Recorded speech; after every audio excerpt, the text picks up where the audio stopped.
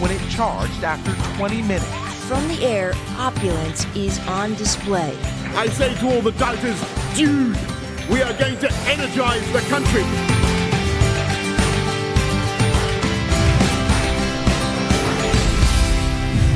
The massive bull bison was grazing just feet from visitors at Yellowstone when it suddenly charged. The video shows two people running before a 9-year-old Florida girl was tossed high into the air before the video abruptly ends. A scary scene playing out near Old Faithful, the famous geyser where wild bison often graze. A male bull can weigh up to 2,000 pounds and can run nearly 30 miles per hour.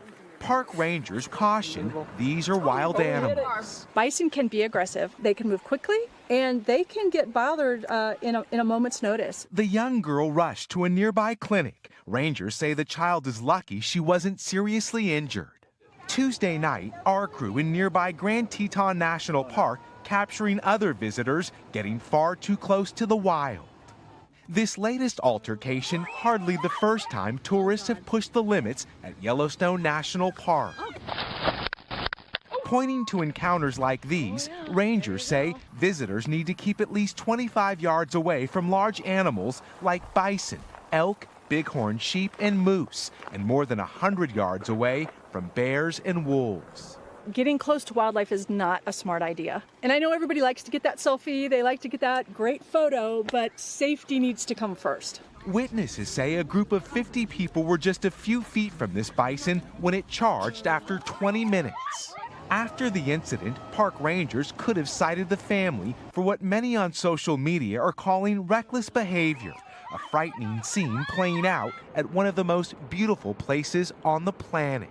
For today, Miguel Almaguer, NBC News. From the air, opulence is on display. 2 pools, perfectly manicured beaches lined with palm trees, surrounded by turquoise waters. Tourists snorkel here daily to check out the turtles near the now infamous island. Epstein used to fly out here, we're told, on his private chopper after flying into St. Thomas on his private jet. Doing well. How are you? I'm Stephanie Goss with NBC. Nice. It's not easy to get to. We had to hire a boat captain. When you moved here to St. Thomas 4 years ago, how long did it take before people started talking about Jeffrey Epstein? It was immediate. It was the first day I ever took this boat out. I had a training captain that I went out with, and that was just part of the tour. Boats can float right up to the edge of the island estate. Can I just talk to you for a second? Epstein's grounds workers are still on the job. Do you have a second to talk? But the ones we approached were not willing to talk. He convinced Stephen Scully knows the property well. He worked there for 6 years. When you first met Jeffrey Epstein, what were your impressions of him? Real smart guy. Unbelievably focused. Scully says he was told not to talk about what happened on the island. When you say you saw young girls, were they under 18, do you think? I have no way of knowing that, truly. But they appeared to be young to me. Scully also told us there were photos of topless girls in buildings around the compound, and says he quit his job after a conversation with one of Epstein's employees from Palm Beach. He said, "What's with the young girls?" And I said, "Oh, yeah. I'm not real comfortable with the young girls thing, too. Is that in West Palm Beach as well?" He said, "Worse." Did you consider in that moment perhaps reaching out to law enforcement? No. When you look back on it now, do you wish that you had? Yeah. Today, he sits in a jail cell, denied bail after pleading not guilty to sex trafficking charges.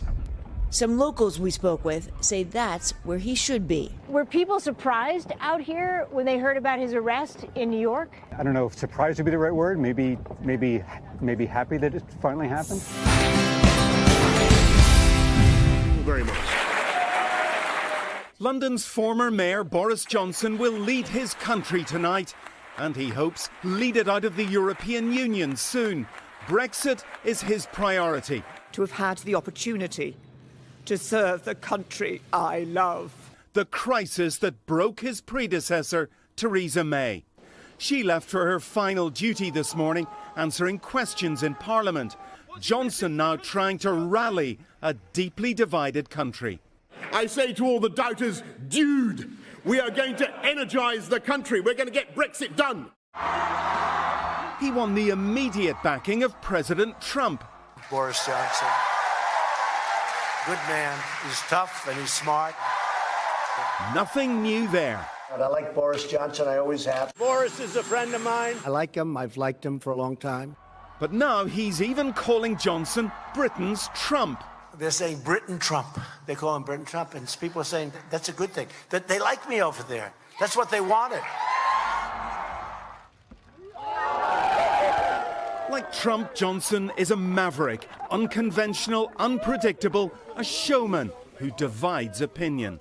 Boris has this phenomenal appeal. It is quite remarkable. People do stop their cars to get out and shake Boris by the hand. When he says optimism, he means I haven't got any ideas. When he says we need to be positive, it means I've got no plan. And no plan so far for his girlfriend, Carrie Simmons, to walk into Downing Street with him. She's 24 years younger. Johnson, twice married, has, like Trump, had a colourful private life. The quiet life about to end.